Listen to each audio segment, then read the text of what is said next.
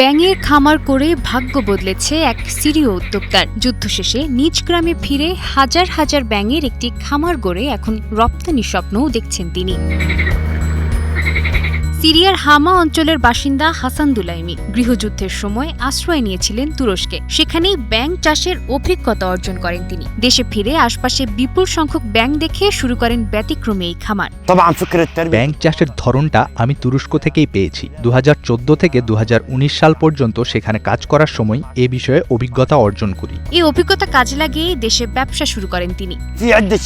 দেশ স্বাধীন হওয়ার পর আমরা সাহুল আল গাবে ফিরে আসি। সেখানে প্রচুর ব্যাঙ দেখতে পেয়ে আমার মনে হয় ব্যাঙ প্রজননের একটি প্রকল্প শুরু করা যেতে পারে। মাত্র 1.5 বছরের ব্যবধানে দুই দুনাম বা প্রায় 1/2 একর জমিতে গড়ে উঠেছে হাজার হাজার ব্যাঙের আবাস। স্থানীয় বাজারের চাহিদা মিটিয়ে এখন বিদেশে রপ্তানির কথাও ভাবছেন দুলাইমি, যা রেস্টুরেন্ট ও গবেষণাগারে ব্যবহৃত হয়।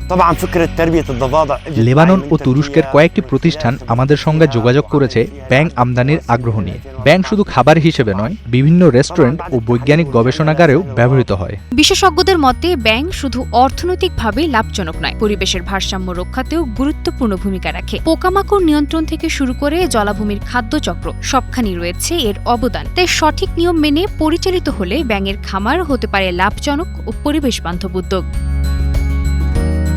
Sadia Tasnim, star news.